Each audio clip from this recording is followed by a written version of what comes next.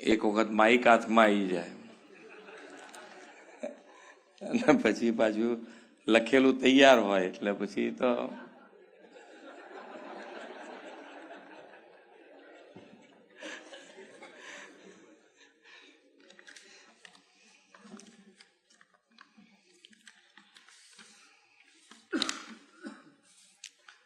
પણ ખેડૂતો માટેની એમની લાગણી એક જુદા પ્રકારની છે. ગમે ત્યારે તૈયાર હોય ખેડૂતો તરફી જ ખેંચવાનું એમ. અમારી જોડે કોઈક વાર ઝઘડો કરી નાખે પણ ખેડૂતો માટે. રાજ્ય સરકારના કૃષિ વિભાગ દ્વારા આયોજિત કિસાન સન્માન સમારંભ કાર્યક્રમમાં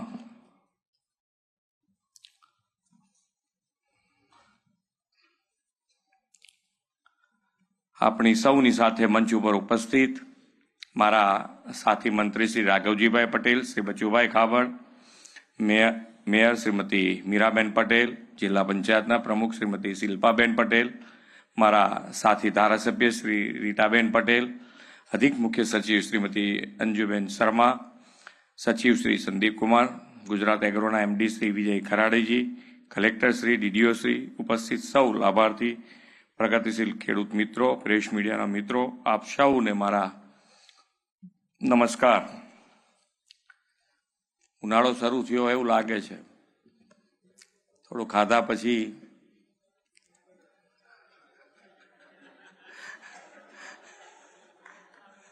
અને પાછું એસી બેસી ચાલુ થયું છે હવે. પહેલા થોડો ઠંડી હતી એટલે એસીની જરૂર નહોતી.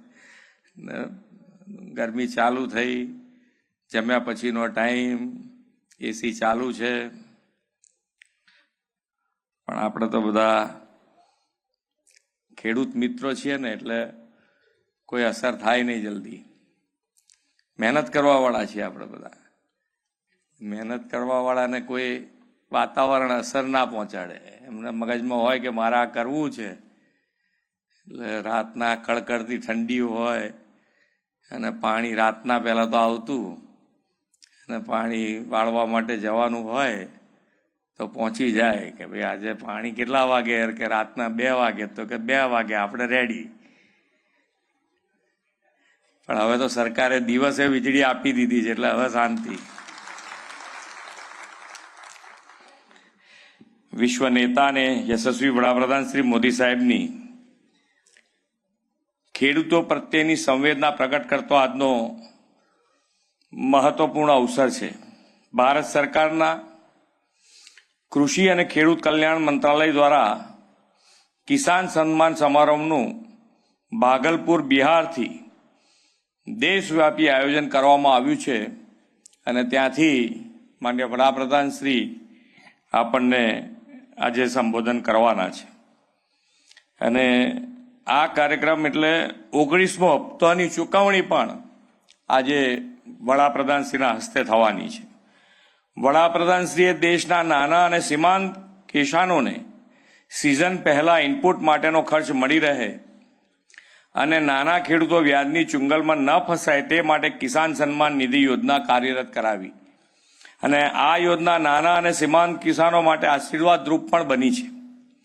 ગુજરાતને તો આદરણીય નરેન્દ્રભાઈના નેતૃત્વનો લાભ 2.5 દાયકાથી પણ વધુ મળ્યો છે. તેમણે ચિંધેલા માર્ગે ચાલીને સમગ્ર કૃષિ વ્યવસ્થાને સુદૃઢ કરવા માટે રાજ્ય સરકાર સદાય પ્રતિબદ્ધ છે. આ દિશામાં રાજ્યના ખેડૂતો અને ખેતીનું કલ્યાણ સુનિશ્ચિત કરતું બજેટ પણ આપણે હમણાં જ 2 દિવસ પહેલા રજૂ કર્યું છે. કૃષિ, ખેડૂત કલ્યાણ અને સહકાર વિભાગ માટે 22,498 કરોડ રૂપિયા ફાળવવામાં આવ્યા છે. મોટી જાહેરાત જે માનનીય વડાપ્રધાનશ્રીએ એમના બજેટમાં કેન્દ્રમાં કરી કે 3 લાખથી વધારીને કિસાન ક્રેડિટ કાર્ડની મર્યાદા જે છે એ 3 લાખ હતી એ 3 લાખથી 5 લાખ કરી. આપણે પણ 3માંથી 5 લાખ રૂપિયા કરી દીધી છે. જ્યારે સાચી નિયત હોય, સેવાની ભાવના હોય તો કેવી ઝડપથી કિસાન હિત અને જનહિતના કામો થાય એ વડાપ્રધાનશ્રીએ દેશ અને દુનિયાને બતાવ્યું છે. વડાપ્રધાનશ્રીએ ટેકનોલોજીના સમન્વયથી જન સુખાકારી વધારવાની અનેક પહેલ કરી છે. પીએમ સન્માન નિધિ આજે દુનિયાની સૌથી મોટી ડાયરેક્ટ બેનિફિટ ટ્રાન્સફર સ્કીમ બની છે. અત્યાર સુધીમાં 18 હપ્તામાં દેશના કરોડો કિસાન પરિવારના બેંક ખાતામાં 3.46 લાખ કરોડ રૂપિયા જમા થઈ ચૂક્યા. 18 હપ્તામાં જ 19મો તો આજે બાકી હજુ. આજે એ જ કડીને આગળ ધપાવતા વડાપ્રધાનશ્રીના હસ્તે પીએમ કિસાન સન્માન નિધિનો 19મો હપ્તો દેશના 9.7 કરોડથી વધુ ખેડૂતોને મળવાનો છે. ગુજરાતના 51,41,000થી વધુ ખેડૂત પરિવારના ખાતામાં રૂપિયા 1148 કરોડ રૂપિયા જમા થવાના છે. આ ઉપરાંત કૃષિ વિભાગની વિવિધ યોજનાના લાભાર્થીઓને સહાય વિતરણ થવાનું છે. તેમજ પ્રગતિશીલ ખેડૂતો તેમજ વિવિધ કૃષિ એવોર્ડ મેળવનાર ખેડૂતોનું પણ આપણે સન્માન કરવાના છીએ. પણ એ વડાપ્રધાનશ્રીનું વક્તવ્ય પત્યા પછી કરીશું ને. આધુનિક ટેકનોલોજીના સમન્વય સાથે ખેડૂતોને માર્ગદર્શન આપવાની પરંપરા આજે વધુ નવા આયામો આપણે જોડ્યા છે. કૃષિ પ્રગતિ અંતર્ગત વેબ પોર્ટલ અને મોબાઈલ એપ્લિકેશન તેમજ કમાન્ડ એન્ડ કંટ્રોલ સેન્ટરથી ખેડૂતો કૃષિ સંબંધી તમામ પ્રશ્નોનું ઝડપથી અને અસરકારક નિરાકરણ મેળવી શકશે. આજે ટેકાના ભાવે તુવેરની ખરીદીનો પણ પ્રારંભ કર્યો છે. 200 જેટલા ખરીદ કેન્દ્રો ખાતેથી આજથી લઈને 15મી માર્ચ સુધીના ખરીદી ચાલવાની છે. રાજ્યના 1,16,000થી વધુ ખેડૂતોએ સરકારના ઓનલાઈન પોર્ટલ પર આ માટે નોંધણી પણ કરાવી છે. પ્રાકૃતિક ખેતી અને મિલેટ્સ આજના સમયની માંગ છે. આજે અહીં વિવિધ વિભાગોના એફપીઓ તેમજ પ્રાકૃતિક કૃષિ ઉત્પાદનોના 15 જેટલા સ્ટોલ પણ રાખવામાં આવ્યા છે. આપ સૌ આ સ્ટોલની મુલાકાત લેશો એવી અમારી અપેક્ષા છે. અને માન્ય વડાપ્રધાન શ્રી હર હંમેશ ખેડૂતોની પડખે રહેવા અને ખેડૂતોની પડખે બીજથી લઈ અને બજાર સુધી માન્ય વડાપ્રધાન શ્રી તમારી સાથે છે. તમારે જે મદદ જોઈએ એના માટે અમે પણ તૈયાર છીએ. તમારે અમારા સુધી તમારી પડતી મુશ્કેલીઓ એ અમારા સુધી પહોંચતી કરશો.